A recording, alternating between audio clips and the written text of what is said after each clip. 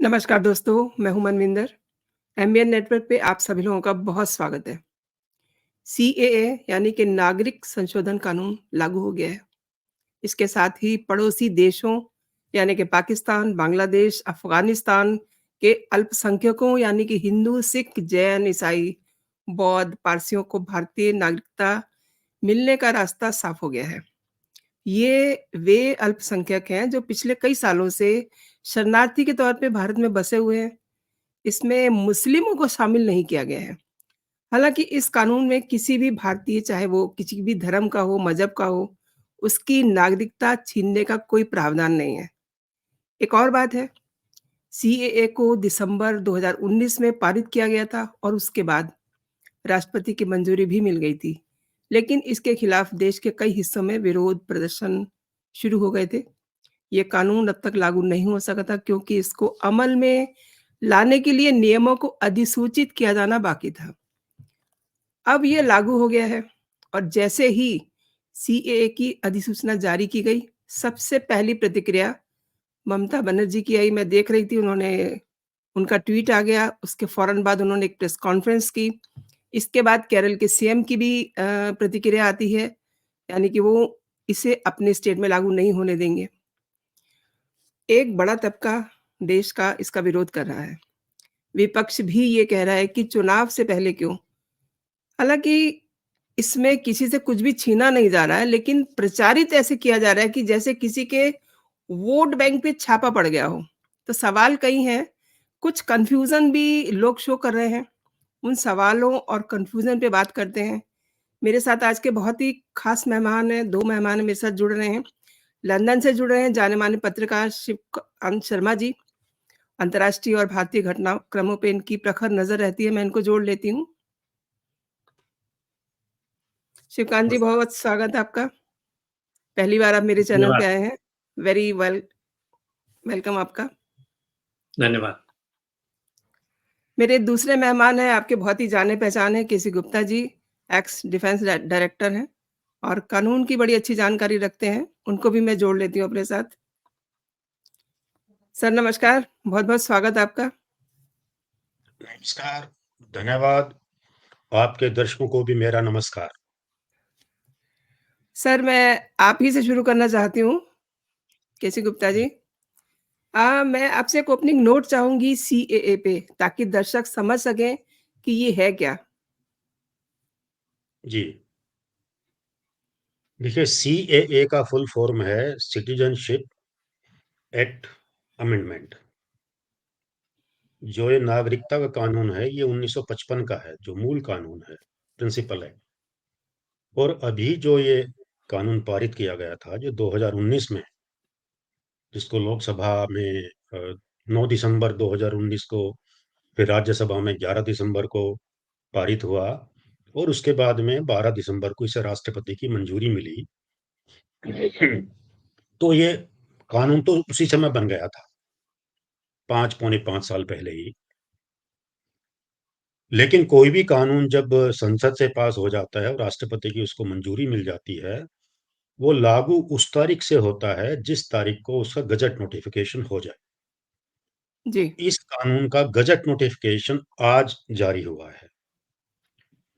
अब इसमें जो इसके जो मुख्य फीचर हैं, उस जो प्रिंसिपल एक्ट है 1955 का, उसमें कुछ अमेंडमेंट्स किए गए हैं, जिसमें से मुख्य बात ये है कि पुराने कानून में जो नागरिकता देने के तरीके थे, जन्म से, डिसेंट से यानी उत्तराधिकार के रूप में, रजिस्ट्रेशन से और नेचुरलाइजेशन से, ये 4 तरीके थे, जिन आधार पे वो नागरिकता किसी भी व्यक्ति को मिलती थी। लेकिन उसमें सबसे बड़ी अड़चन ये थी कि एक तो जिसको रजिस्ट्रेशन या नेचुरलाइजेशन के आधार पे मिले, वो इल्लीगल इमिग्रेंट नहीं होना चाहिए। यानी वो वैलिड तरीके से भारत में आया हो, तो उसको रजिस्ट्रेशन सर्टिफिकेट लेना होता था भारत सरकार या उसके द्वारा जो भी कॉम्पिटेंट अथॉरिटी को अपॉइंट किया गया हो। और ऐसे नेचुरलाइजेशन का सर्टिफिकेट लेना पड़ता था, जो आमतौर पे उन लोगों को दिया जाता था। अगर आपकी विज्ञान के क्षेत्र में बड़ी उपलब्धि है, आपने फिलॉसफी के क्षेत्र में बड़ा काम किया है, आर्ट और लिटरेचर में किया है, विश्व शांति के लिए काम किया है। तो इस तरह के क्षेत्रों में अगर आपने कोई असाधारण कार्य किया है, ऐसे लोगों को नेचुरलाइजेशन का सर्टिफिकेट मिलता था। इसमें रिफ्यूजीज़ को भी देने का प्रावधान था, लेकिन वो केस टू केस बेसिस पर होता था और ये उनके डिस्क्रिशन के था जो भारत सरकार ने। तो अड़चन ये थी कि जो पाकिस्तान, अफ़गानिस्तान, बांग्लादेश में जो गैर मुस्लिम लोग थे, वो बहुत बरसों से भारत में आ रहे थे। कुछ लीगल चैनल से आ रहे थे, तो बहुत सारे बिना लीगल चैनल के भी आ रहे थे, यानी वो इल्लीगल इमिग्रेंट थे। उसका परिणाम ये रहा कि वो चाहे 20, 30, 40 साल से भी यहाँ रह रहे हैं, पर वो चूँकि भारत के नागरिक नहीं हैं, तो उनको भारत सरकार की तरफ से या किसी भी राज्य सरकार की तरफ से कोई भी सुविधा नहीं मिलती थी। उनके बच्चों में को स्कूल्स में एडमिशन नहीं मिलते थे। वो अपना कोई काम-धंधा, बिज़नेस करना चाहें जिसमें किसी लाइसेंस की ज़रूरत पड़े, तो वो उनको नहीं मिलता था।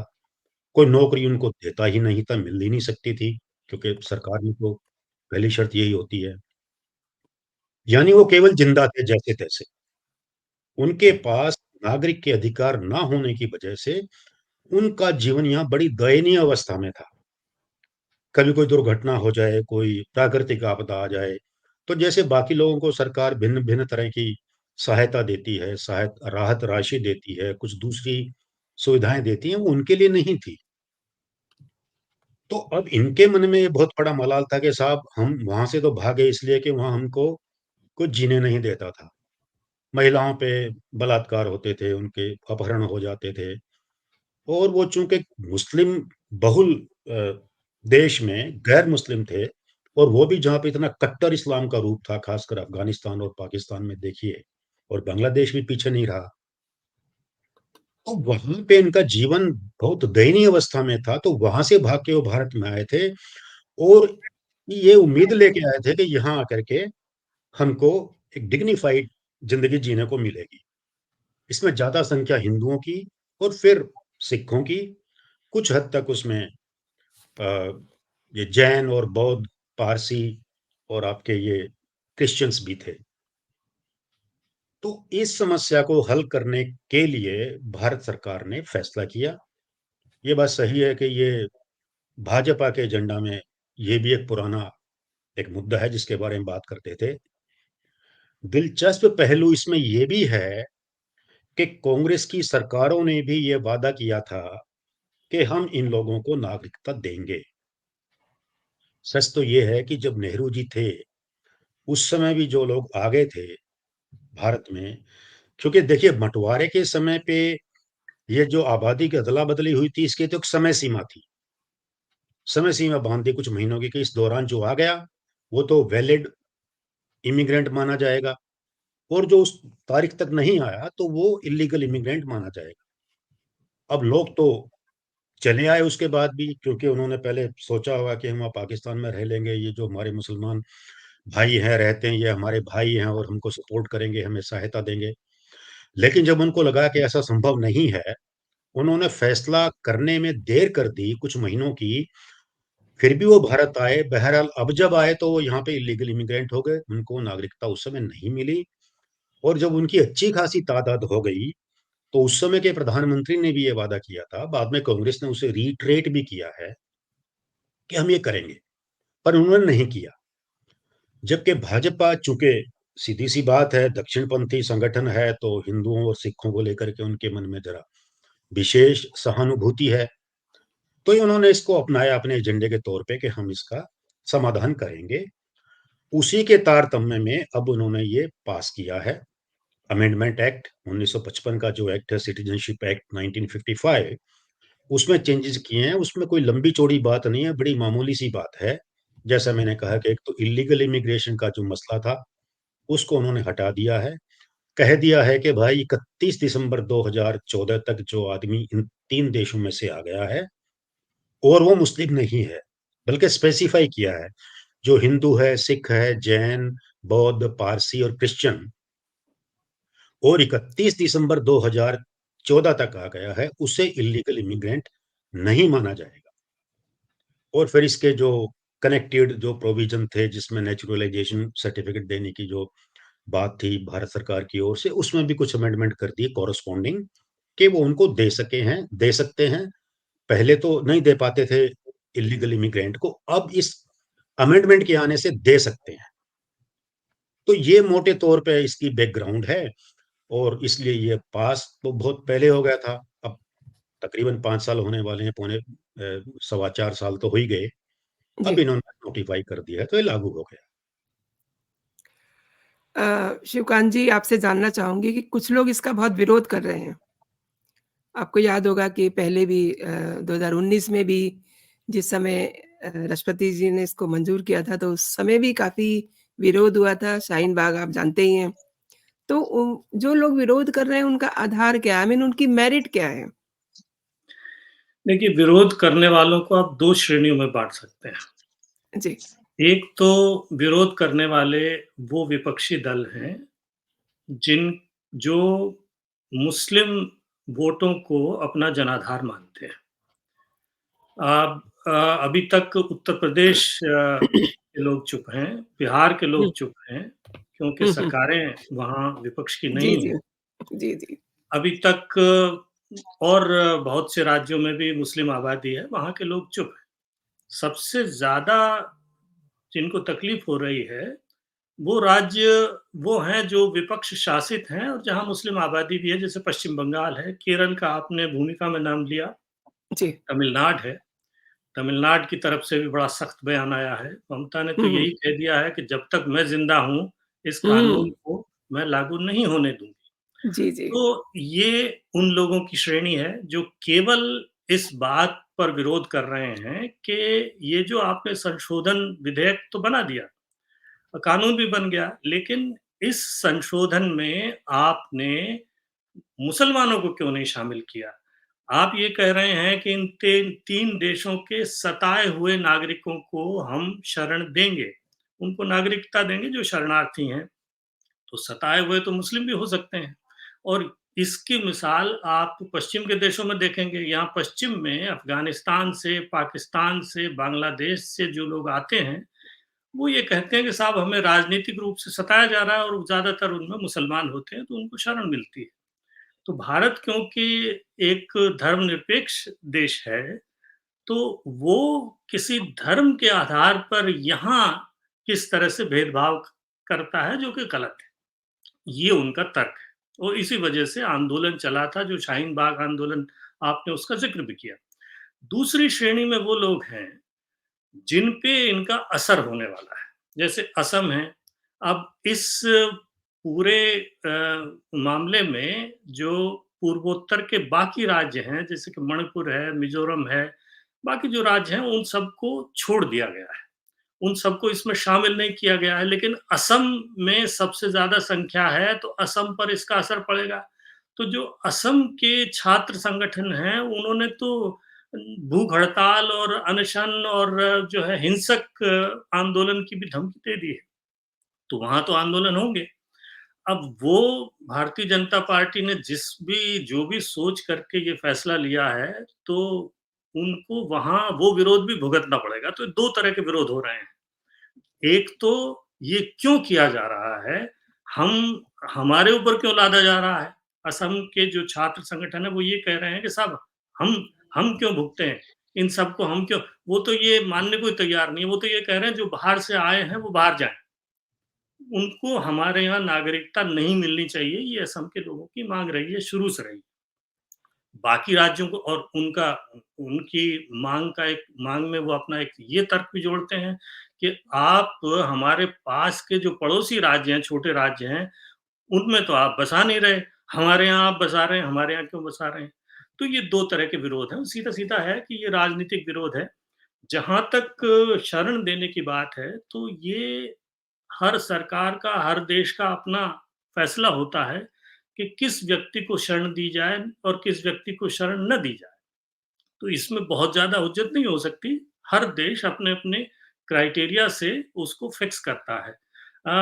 गुप्ता जी ने सारी बात समझा दी, इसलिए मैं उसको नहीं दोहराना चाहता। उसमें 2 बातें और जोड़ना चाहता हूँ।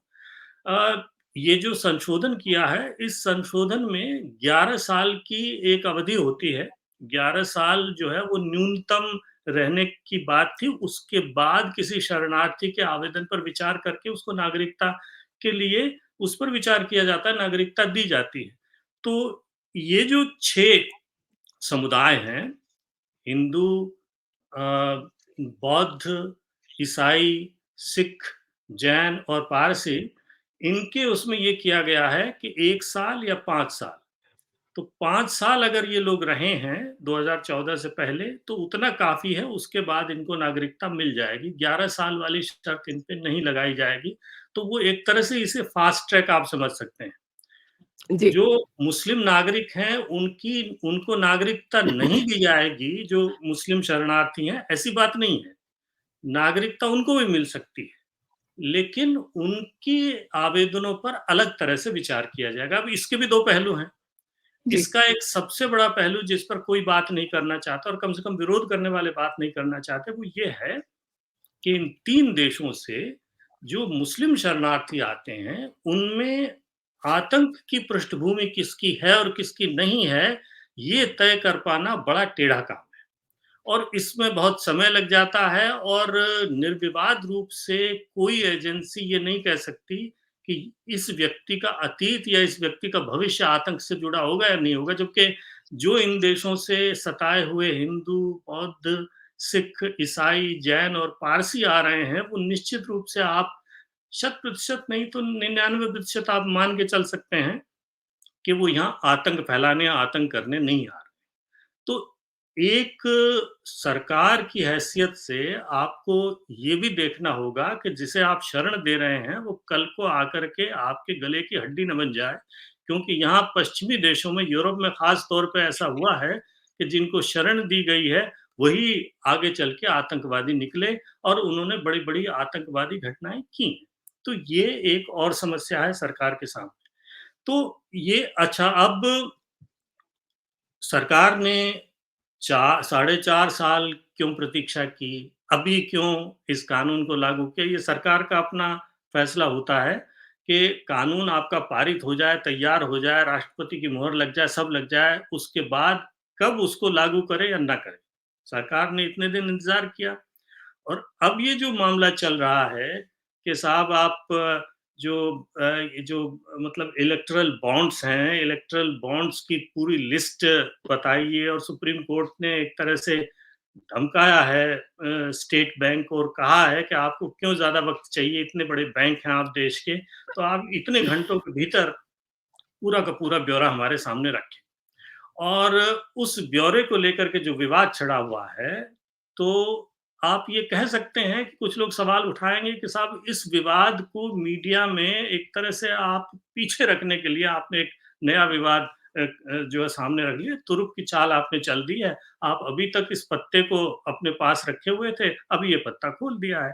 तो सीधा-सीधा आपकी मंशा जो है, वो एक विषय को गौण बना करके अपनी राजनीति चलाने को, तो लेकिन सीधी-सी बात है, भारतीय जनता पार्टी भी राजनीति कर रही है, बाकी पार्टियाँ भी राजनीति कर रही हैं, कोई यहाँ धर्मार्थ सम्मेलन करने तो ये लोग आए नहीं हैं, ये राजनीति करने और सत्ता करने ही आए हैं, तो राजनीति दोनों तरफ से हो रही आपकी बात में मैं एक बात जोड़ दूँ, आपने कहा है कि तुरुप का पत्ता, अभी 5 दिन पहले ही अमित शाह जी ने एक टीवी चैनल पे ये कहा था कि बहुत जल्दी और चुनाव से पहले ये हम सीएए लेकर के आएँगे। अब चूँकि कोड ऑफ कंडक्ट जो है विदिन आई थिंक 2 और 3 डेज़ में लागू हो जाएगा, तो उससे पहले this is the right time. Gupta ji, मुझे आपसे भी यही सवाल जानना है, जो मैंने अभी शिवकांत जी से पूछा, कि जो लोग विरोध कर रहे है। हैं, उनका मेरिट क्या है? उनका आधार क्या है? आपकी नज़र में? देखिए, पहले तो मैं ये कह दूँ कि जो लोग विरोध कर रहे हैं, जो इतना हंगामा शाहीन बाग के वक़्त किया उन्होंने आज से तकरीबन 4 साल पहले, जब हुँ, हुँ। कोविड आ गया तो इस वजह से उनको उठना पड़ा, वरना वो तो बहुत बड़ा हंगामा उन्होंने वहाँ क्रिएट कर दिया था। हकीकत ये है कि इतने बड़े हंगामे की कहीं कोई ज़रूरत नहीं है, ये उतना बड़ा मुद्दा है नहीं, जितना इसका विरोध करने वालों ने इसे बना दिया है। बड़ी सिंपल सी बात है कि ये एक ह्यूमैनिटेरियन, अगर आप इसे देखें मानवता की दृष्टि से, इंसानियत की दृष्टि से यदि देखें, तो वो लाखों लोग जो वहाँ पे प्रताड़ित थे, अत्याचार सह रहे थे, जिनका जीवन और सम्मान इतने भारी खतरे में था और जो वहाँ से बच के आ गए थे इस उम्मीद में, अब हिंदू और सिख को यदि कहीं प्रताड़ित किया जाएगा पूरी दुनिया में, तो मुझे बताइए, उसकी नज़र में सबसे पहला देश कौन-सा होगा? भारत के सिवा वो कहाँ जाएँगे? तो आए थे इस उम्मीद में, वो नहीं हुआ। तो अब ये बीजेपी ने कहा, अभी ठीक है, हम आपकी समस्या का समाधान करेंगे। वो ये लोग जो बिना नागरिकता के रह रहे थे इतने बरसों से, और इनकी जो परिस्थितियाँ थी जीने की, बड़ी दयनीय थी, उसको ठीक करने के लिए किया गया है, कानूनी कदम उठाया गया है। तो मेरी दृष्टि में तो ये कोई बहुत बड़ा मुद्दा नहीं था, लेकिन विपक्षी लोगों ने इसको बड़ा बना दिया है। तो जैसा कि शिवकांत जी ने भी कहा कि कारण तो शुद्ध राजनैतिक है, इसमें कहीं कोई शक नहीं है। और जो ये कह रहे हैं मुख्यमंत्री, ममता जी हैं या विजयन जी जो केरल के थे, जो कह रहे हैं, तो हम ये नहीं समझ पाते कि वो कैसे रोक देंगे, क्योंकि नागरिकता देने का अधिकार भारत सरकार का है। ये जो सर्टिफिकेट ऑफ नेचुरलाइजेशन और जो रजिस्ट्रेशन जो इश्यू करने की पावर, वो गृह मंत्रालय के अंतर्गत आती है। हम सब जानते हैं कि आपको पासपोर्ट बनवाना हो, आपको वीज़ा के लिए जब आप अप्लाई करते हैं, ये जितना डॉक्यूमेंटेशन है वो भारत सरकार करती है। तो उसमें राज्य सरकार कहाँ से आ जाती है जी? वो कैसे रोक देंगे? ये केवल लोगों को बरगलाने का काम कर रहे हैं। और सबसे बड़ा तो झूठ ये फैलाया जा रहा है कि इससे जो मुसलमान हैं, उनकी नागरिकता छिन जाएगी। ये भी तो झूठ चल रहा है ना? इस पूरे कानून को आप देखिए, जो अमेंडमेंट एक्ट आया है, इसमें उसका तो कोई ज़िक्र ही नहीं है। जो पहले से भारत के नागरिक हैं, उनके किसी भी अधिकार पर ज़रा भी कोई टीका-टिप्पणी नहीं है, उनका कहीं को ज़िक्र नहीं है, तो वो कैसे प्रभावित होते हैं जी? ये सारा का सारा तूफ़ान उठाया है विपक्षी दलों ने। क्यों? ध्रुवीकरण करना है, वोट बैंक की राजनीति है, वरना उनको कैसे बहकाएँ और बरगलाएँगे, नहीं तो भला हम कैसे उनके हिमायती बनकर खड़े होंगे।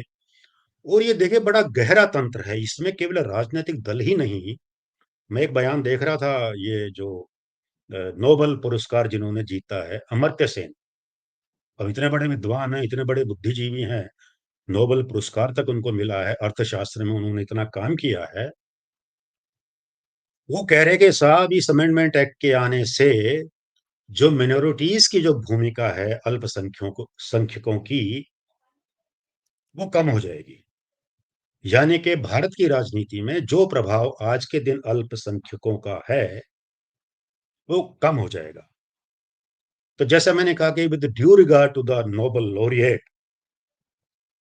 मैं उनसे ये पूछना चाहूँगा, और मेरा ये प्रश्न है और बड़ा जेन्युइन प्रश्न है, कि एक ऐसे देश में जहाँ की आबादी 140 करोड़ है और कुछ नहीं मोटे तौर पर 1 बिलियन जहाँ पर हिंदू है, और उसकी majority Bharatiya Janata party led by Modi ji उनके साथ है। ऐसे में यदि कुछ लाख लोगों को नागरिकता मिलेगी, तो उसमें कौन-सी लंबी-चौड़ी आफ़त आ जाएगी?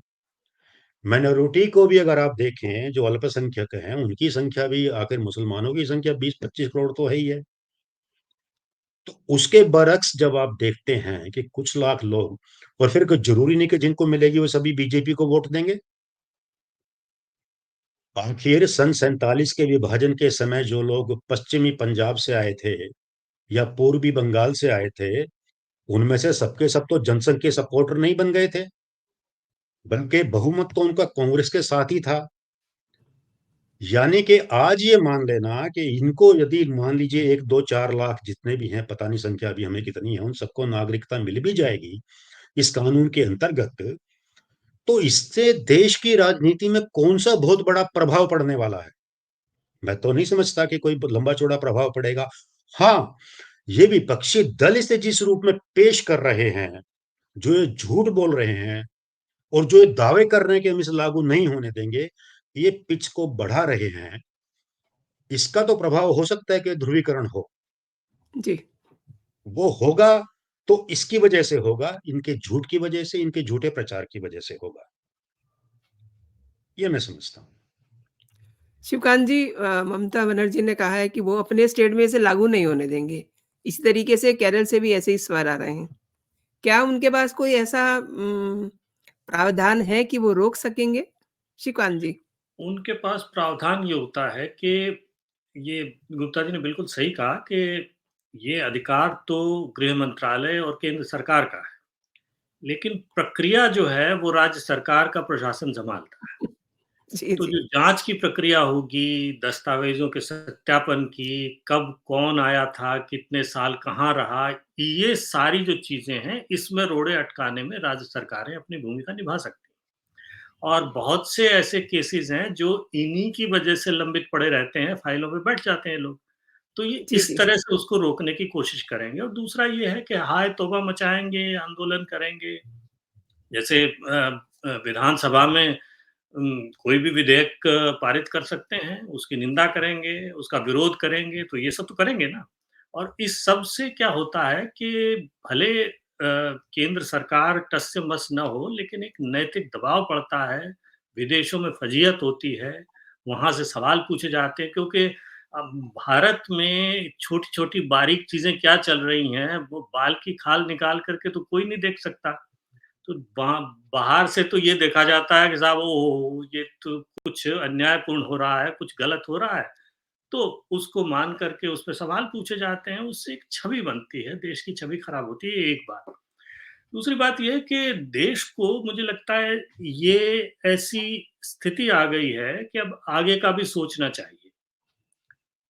ये जो देश हैं, बांग्लादेश तो अपेक्षाकृत तो उतना अस्थिर नहीं है, लेकिन अस्थिरता की तरफ ही बढ़ रहा है और पाकिस्तान पूरी तरह स्थिर हो चुका है और अफ़गानिस्तान के बारे में तो कुछ कहने की जी। ज़रूरत नहीं है। तो जी, जी। कल को इन तीनों देशों में विप्लव होता है या दंगे मचते हैं या इस तरह की अशांति फैलती है, तो बड़ी संख्या में लोग कहाँ जाएँगे? शरणार्थी बन के उनकी भीड़ तो देश में आएगी ना। इसी को मुझे लगता है ध्यान में रखते हुए सरकार और ख़ासकर ये सरकार एक राष्ट्रीय नागरिकता रजिस्टर बनाने की सोच रही है और इसकी बात कई बार और जब ये ना जो मतलब सीएए जो संशोधन कानून पारित किया गया था, जब इसकी शुरुआत हुई थी तब इसकी बात भी चली थी। तो विरोध की शुरुआत अगर आप याद करें शाहीन बाग के विरोध की शुरुआत इस तौर जी। पे हुई थी कि ये पहला चरण है और असल में इनका इरादा एक राष्ट्रीय रजिस्टर बनाने का है, नागरिकता रजिस्टर। और अगर नागरिकता रजिस्टर बन जाएगा, तो जो लोग पहले से अवैध रूप में और वो लाख 2 लाख नहीं है, उनकी संख्या करोड़ से भी ज़्यादा है।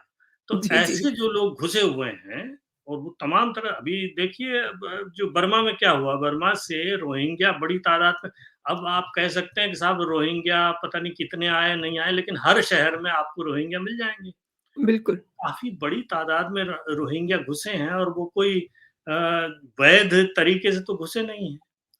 क्योंकि सीमाएँ भारत की दुर्भाग्य है या सौभाग्य जो भी कहें आप इसे, जो समीपवर्ती देश हैं, पड़ोसी देश हैं, उनके साथ पोरस सीमाएँ हैं।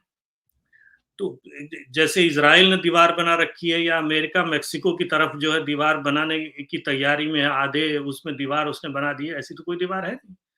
तो लोग आ जाते हैं, आके रहना शुरू कर देते हैं। तो आगे अगर ऐसा होता है तो ठीक है, भारत एक मतलब लोकतांत्रिक देश है, धर्मनिरपेक्ष देश है, उदारवादी देश है। इसका मतलब ये नहीं है कि आप अनगिनत लोगों को शरण दे पाएँगे। तो शरण देने की भी एक सीमा होती है और शरणार्थी, शरणार्थी रहे और शरण पाके वापस चला जाए, ये कैसे तय करेंगे आप? शरणार्थी आ गया और वो वापस ही ना जाए तो वो यहीं का हो गया ना। तो इन सब चीज़ों को रोकने के लिए और जब अब साधन है, पहले साधन नहीं थे। अब जब से आधार और ये प्रक्रिया बनी है, तो उसके ज़रिए आप एक रजिस्टर बना सकते हैं और ज़्यादातर देशों ने इस तरह के रजिस्टर बना रखे हैं, ताकि ये हिसाब रह सके कि ये भारतीय हैं, ये बाहर से आए हुए शरणार्थी हैं, ये लोग इंतज़ार कर रहे हैं नागरिकता का या ये लोग केवल जो है वो टेम्परेरी अस्थायी तौर पे रह रहे हैं, जब स्थितियाँ बहाल हो जाएँगी तब वापस चले जाएँगे। तो ये तय करने के लिए रजिस्टर तो ज़रूरी है ना। तो इस रजिस्टर को लेकर के सारा विरोध है। वो ये मान के चल रहे हैं कि कल को रजिस्टर बनेगा तो बहुत से ऐसे लोग होंगे जिनको नागरिकता नहीं मिलेगी, उन पे सवाल लग जाएगा, उन्हें बाहर भेजा जाएगा। अब ये भी अपने आप में हास्यास्पद है कि अगर 50, 60, 70, 80 लाख ऐसे लोग निकले, तो 80 लाख लोगों को आप कहाँ भेजेंगे? कोई मतलब वो हवा तो है नहीं कि आप उसको बाहर से बाहर निकाल देंगे। तो इतने लोगों को बाहर भेजना वैसे भी व्यावहारिक रूप से असंभव है। तो इन इन संभावनाओं से डर फैलाया गया है, इसकी वजह से सीएए का इतना विरोध हुआ। तो ये असली जड़ जो है वो रजिस्टर है और रजिस्टर को की ज़रूरत क्यों है, ये मुझे लगता है सरकार समझाने में या तो नाकामयाब रही है या विपक्ष बहुत कामयाब रहा है इसका हव्वा खड़ा करने में ताकि सरकार न समझा पाए।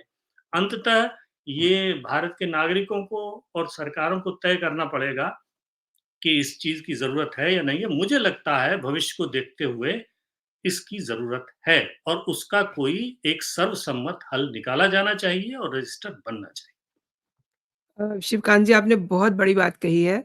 कैलाश जी आपसे मैं जानना चाहती हूँ कि विपक्ष इस समय इसके टाइमिंग को लेकर के सवाल उठा रहा है।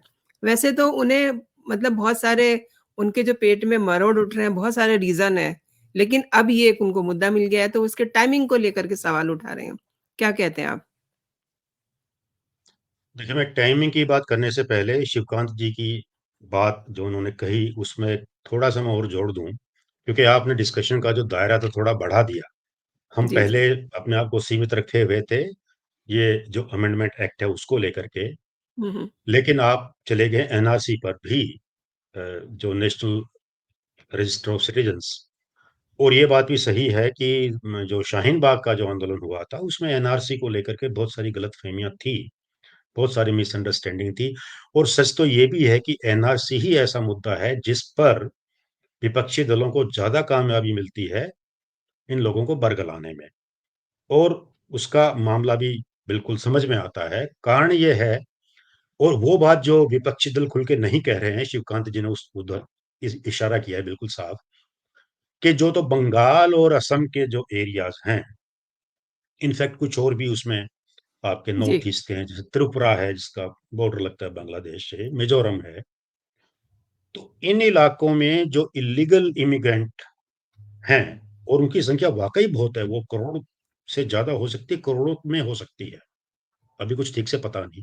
रोहिंग्या का आपने उदाहरण दिया, और वो कब से चला आ रहा है।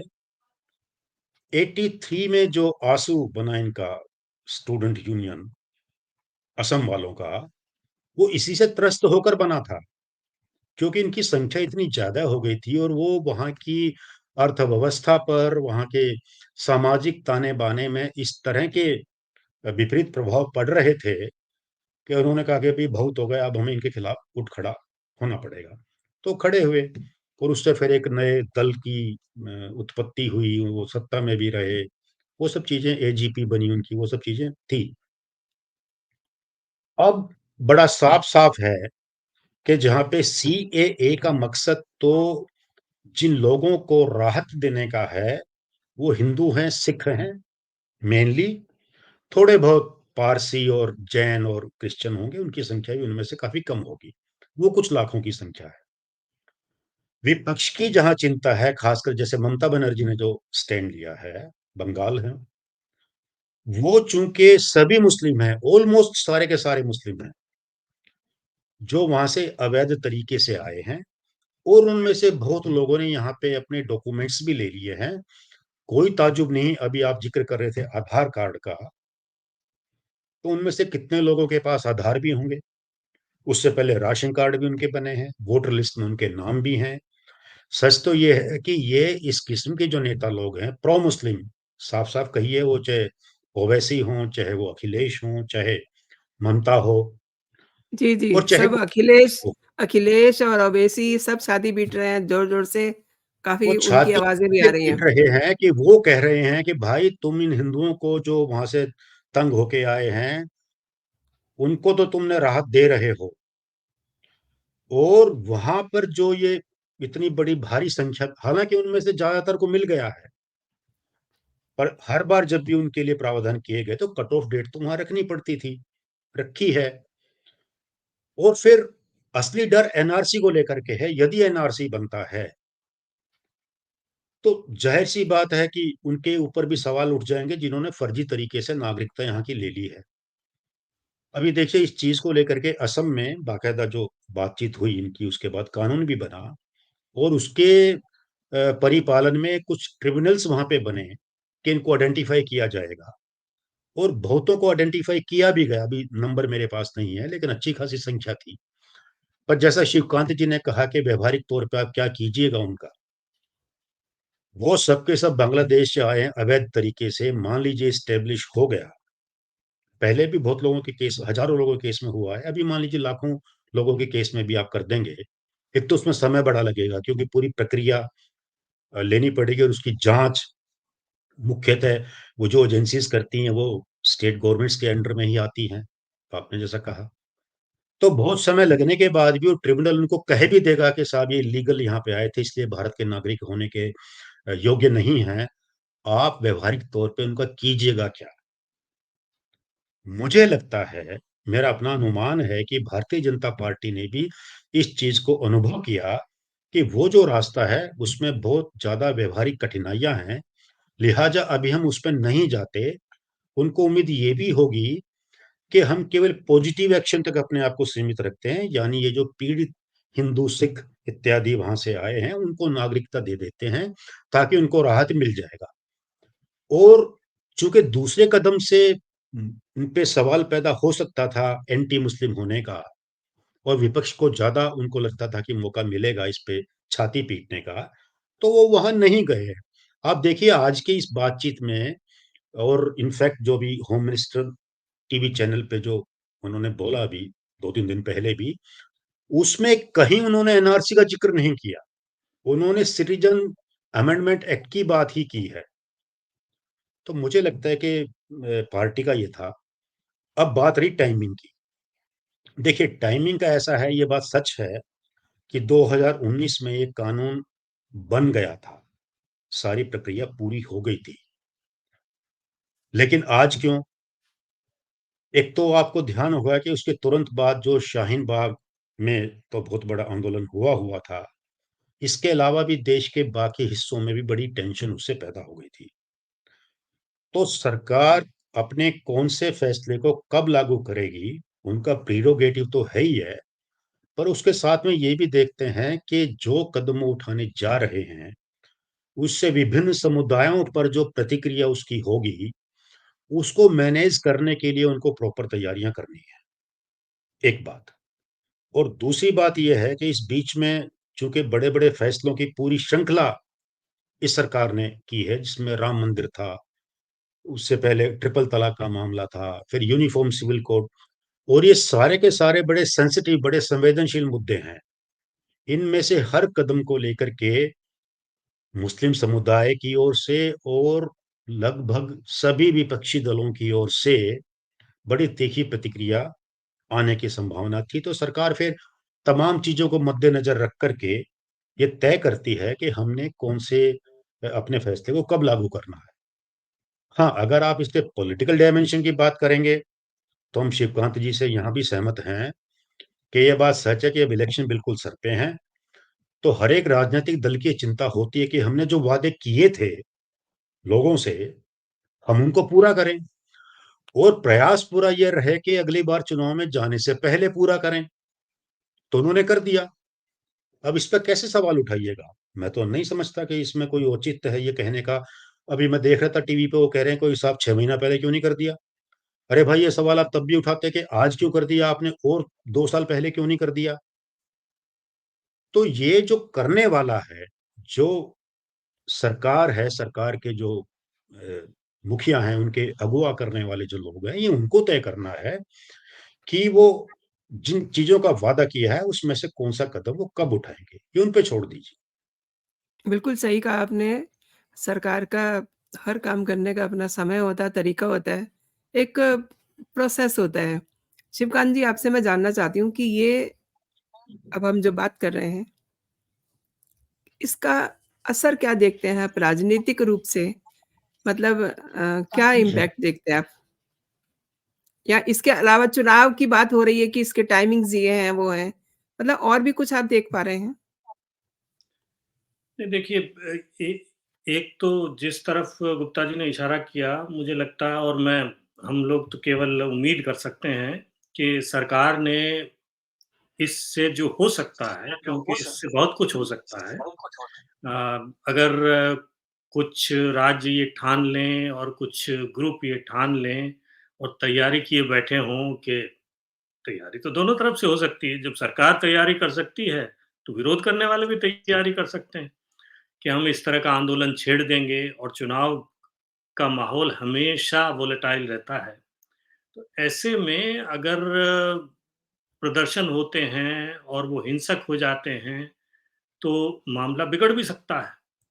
और उससे क्या होगा कि चुनाव चाहे सरकार करा ले जाए शांतिपूर्वक ढंग से, लेकिन उस पर एक एक छाया संदेह की जो है वो पड़ जाएगी और लोग कहेंगे कि साहब देखिए चुनाव से पहले ये घोषणा की गई थी, उसकी वजह से हिंसा हुई, हिंसा के बाद ये चुनाव हुए हैं, इसलिए ये चुनाव जो हैं वो निष्पक्ष नहीं माने जा सकते। तो इस तरह की चीज़ें, इस तरह से छवि खराब हो सकती है तो मतलब हम ये केवल आशा कर सकते हैं कि सरकार ने इसका इंतज़ाम किया होगा, तो एक तो ये हो सकता है। दूसरा ये हो सकता है कि इससे जिस ध्रुवीकरण के खिलाफ विपक्ष चिल्ला रहा है कि सरकार ध्रुवीकरण कर रही है, भाजपा ध्रुवीकरण कर रही है या संघ परिवार ध्रुवीकरण कर रहा है, तो उल्टा इनके विरोध से ही ज़्यादा ध्रुवीकरण हो और ध्रुवीकरण हो और लोगों को ये लगे कि यार ये तो गड़बड़ हो रही है सब, तो हम एक बार फिर जो न भी चाहता हो या जो असमंजस में हो कि इस बार मोदी सरकार को वोट दिया जाए या नहीं दिया जाए, वो भी भाग करके वोट दे दे, तो ये भी संभव है। तो ये तो साफ ही है कि इस फैसले के बाद असम में 1-2 सीट का हो सकता है सरकार को नुकसान उठाना पड़े, क्योंकि असम में इसके खिलाफ असम के कुछ हिस्से ऐसे हैं जिसमें रोष उभरेगा और रोष उभरेगा, उसका फ़ायदा जो है विपक्ष उठाएगा, तो असम में नुकसान होगा। उसका फ़ायदा हो सकता है इनको पश्चिम बंगाल में हो। पश्चिम बंगाल में सरकार को ज़्यादा फ़ायदे की उम्मीद है और उनको फ़ायदा चाहिए क्योंकि उनको सीधे-सीधे पंजाब और हरियाणा में इस बार नुकसान होता दिखाई दे रहा है और होगा। इसके अलावा नुकसान जो है वो महाराष्ट्र में भी कोई स्थिति बहुत अच्छी नहीं है अभी तक।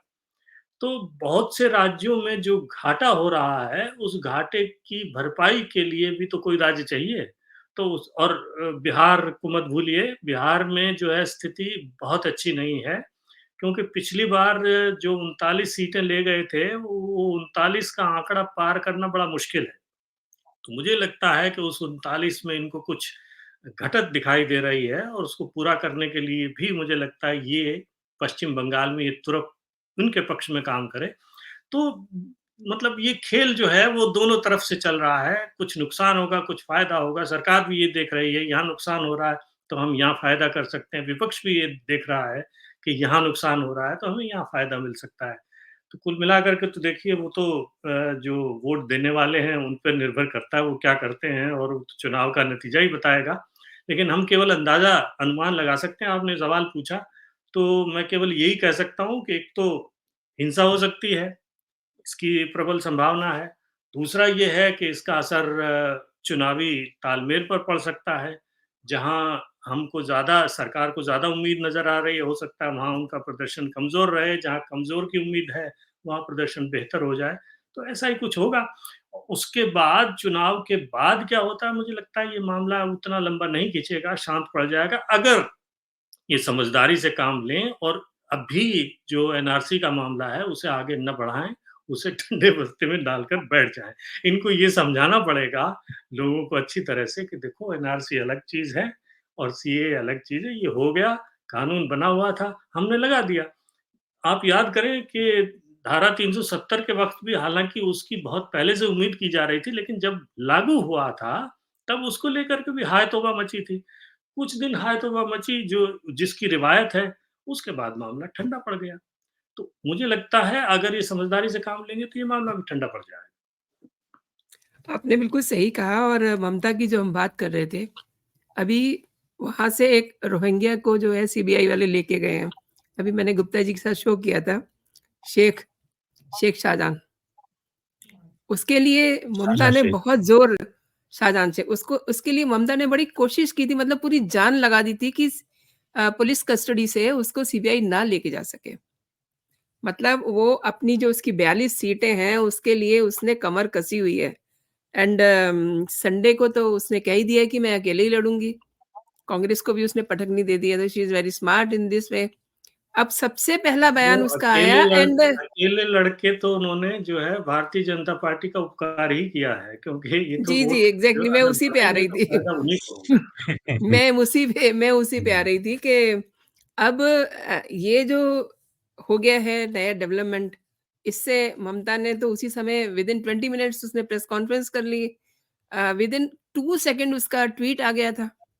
तो इट मीन्स सबसे ज़्यादा पेट में दर्द उन्हीं के हो रहा है और वहाँ पे बीजेपी को भी दिख रहा है। आपने पिछले हमने देखा पिछले 9 दिनों में प्रधानमंत्री जी के वहाँ 3 दौरे होते हैं। तो फ़ोकस उनका भी है, संदेश खली वाला मैटर भी है अगर आपको ध्यान हो तो। बहुत मतलब पोटेंशियल है उसमें पॉलिटिकली देखा जाए तो। प्लस 40 सीटों पर आते हैं, बिहार की बात की आपने, तो वहाँ तो कोई डर है ही नहीं। और सबसे ख़ास बात ये है कि प्रधानमंत्री नरेंद्र मोदी ने मतलब जो लास्ट बजट सेशन हुआ था उसमें उन्होंने ठोक बजा के कह दिया था कि हम 400 पार जाएँगे।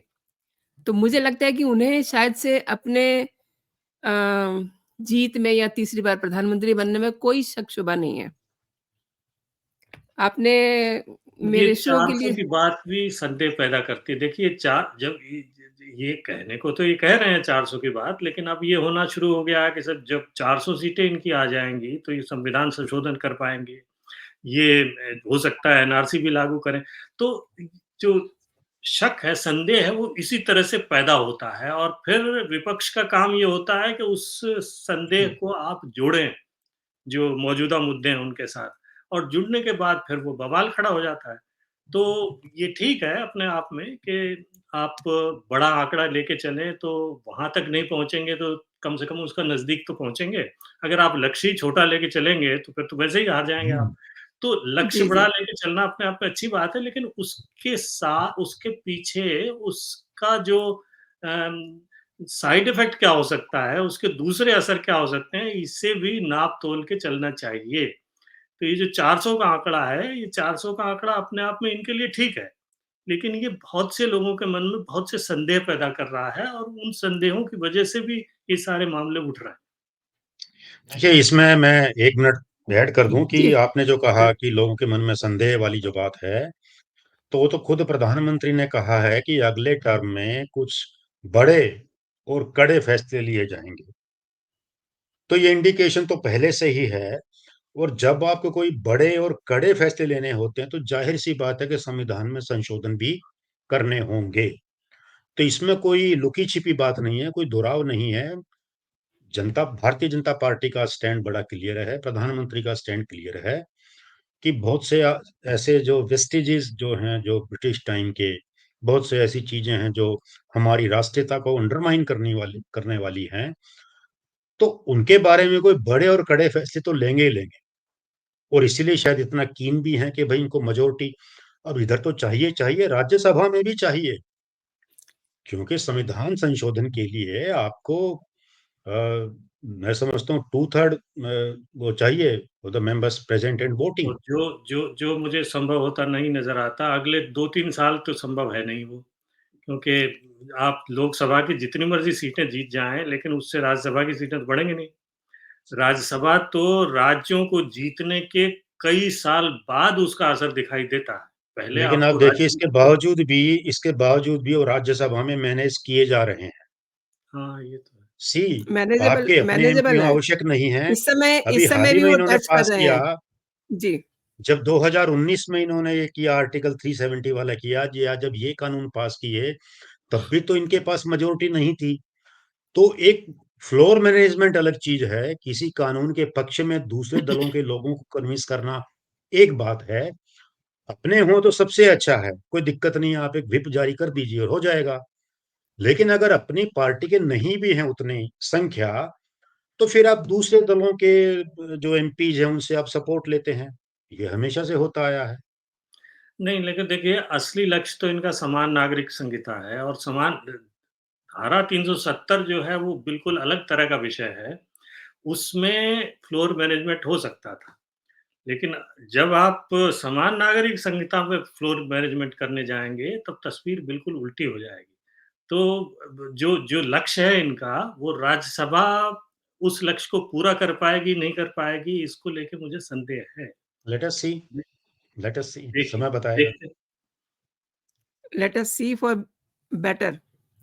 सर आप या लोगों ने मेरे शो के लिए समय निकाला और मेरे दर्शकों को बहुत अच्छी जानकारी दी। शिवकांत जी आपका भी बहुत-बहुत धन्यवाद और गुप्ता जी आपका भी बहुत-बहुत धन्यवाद। जय हिंद, जय भारत। जय हिंद, जय भारत।